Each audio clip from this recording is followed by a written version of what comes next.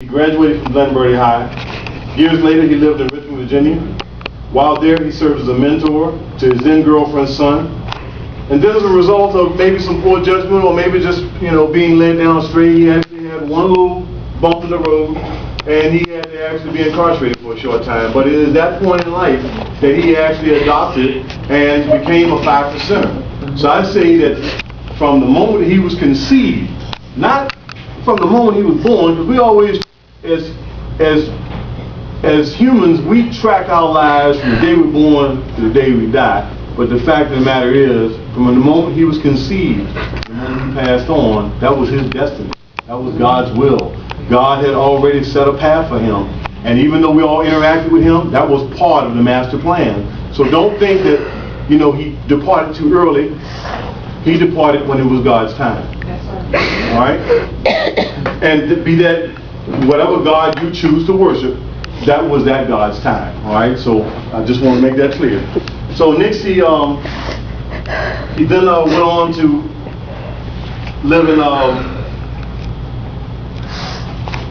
Montrose, Virginia, where he lived approximately 6 months. While there, he met and made impressions on friends and neighbors. He participated in fishing trips, as you saw, car shows.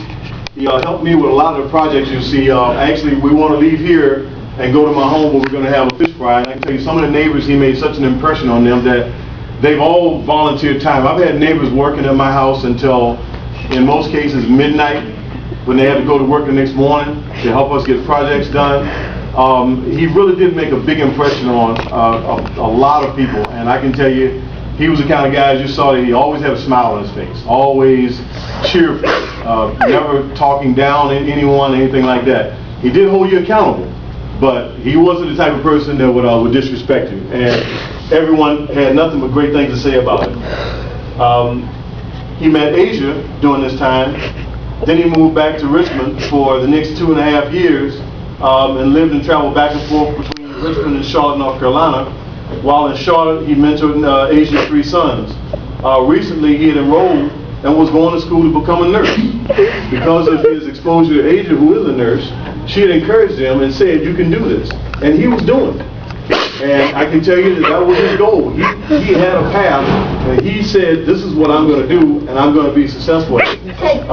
There's also a young gentleman that communicated to me that after he started going back to school, he said, "You know what?